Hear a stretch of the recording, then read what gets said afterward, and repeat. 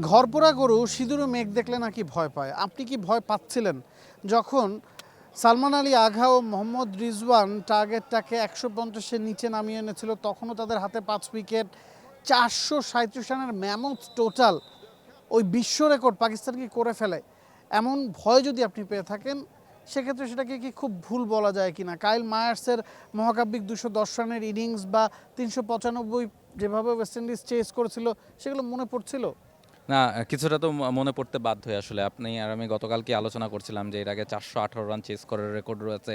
So সেই record পাকিস্তানকে ভাঙতে হতো যদি এই ম্যাচটা তাদেরকে জিততে হয়। সব মশার বিরুদ্ধে সুরক্ষা দিতে এলো বসুন্ধরা এক্সট্রিম অ্যারোসল, মশার বিরুদ্ধে এক্সট্রিম সুরক্ষা। এছাড়া বাংলাদেশের তো সেই দুষ্কৃতি রয়েছেই চট্টগ্রামে ওয়েস্ট ইন্ডিজের এগেনস্টে। সো সেই ম্যাচটাও বাংলাদেশ হেরেছিল। সো সব কিছু হয়তো বা অ্যাজ এ দর্শকদের মনে আসতেই পারে। তবে উইকেট কিংবা কন্ডিশন বা পাকিস্তানের যে ব্যাটিং লাইন আপ সব কিছু মিলে মনে হচ্ছিল যে এটা জাস্ট একটা পার্টনারশিপ। আপনি যদি এই পার্টনারশিপটা ভাঙতে পারেন তখনই আবার আপনি very much on the game. So সেটাই হয়েছে। তাইজুল যখন সালমান আগাকে ফিরিয়েছেন, দারুণ একটা বল আউট করেছেন, এরপরেই কিন্তু আমরা দেখেছি এরপর আরেকটা উইকেট পড়ে গেছে এবং মোমেন্টামটা পুরোপুরি বাংলাদেশের দিকে শিফট করে গেছে। এবং আজকের ম্যাচে একেবারে শুরু থেকে যদি শুরু করা হয়, দেখা গেছে যে গেল 3 দিন পুরোপুরি ম্যাচটা ফ্লাড লাইটের আলোর নিচে হয়েছে, যে কারণে ব্যাটিংটা ডিফিকাল্ট ছিল। তবে আজকে ঘটনাটা উল্টো ছিল। আজকে কিন্তু ফ্লাড লাইট শুরুর দিকে একেবারেই প্রয়োজন পড়েনি। It was a flat track.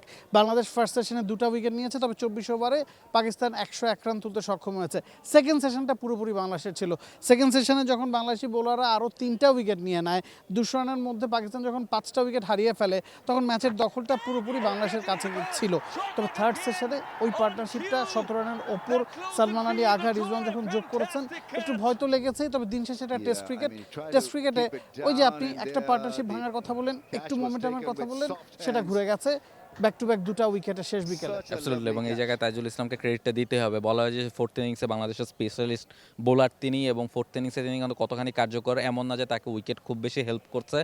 তারপর আপনি যদি উইকেটগুলো দেখেন, তিনি বাবর আজমকে যেভাবে ট্র্যাপ করে আউট করেছেন, সালমান আলী আগাকে যেভাবে বোল্ড করেছেন, তিনি এক্সপোজ করে দিয়েছেন পুরো, এবং এরপরে লাস্টে হাসান আলীকে আউট করেছেন। সো সব মিলিয়ে তিনি তার ক্যালিবারটা দেখেছেন। 250-এর উপর টেস্ট উইকেট তার আছে, কেন আছে সেটা তিনি আজকে আরেক দফা প্রমাণ করলেন এবং অসংখ্য ম্যাচ তিনি জিতেছেন। এই ম্যাচটাও বাংলাদেশ জয়ের দ্বার প্রান্তে, এবং এর জন্য একটা বড় ক্রেডিট আপনাকে তাইজুলকে দিতে হবে। At the end of the day, bottom line is Bangladesh জয়ের দ্বার প্রান্তে। পাকিস্তানের এখনও 121 রান প্রয়োজন, হাতে মাত্র 3টা উইকেট আছে। সেট ব্যাটসম্যান রিজওয়ান, তবে তাকে সহযোগিতা করার মতো ব্যাটসম্যান কিন্তু নাই। এবং টেল এন্ডারদের নিয়ে ফিফথ ডেতে ফোর্থ ইনিংসে রিজওয়ানের জন্য কাজটা খুবই কঠিন হতে যাচ্ছে, যিনি নিজেও আসলে প্রেশারে আছেন। সে কারণেই আপার হ্যান্ডে Bangladesh. For more updates, subscribe to our YouTube channel and click on the bell icon. Follow us on Facebook and Instagram. Download T-Sports app to enjoy exciting games and highlights. Visit tsports.com.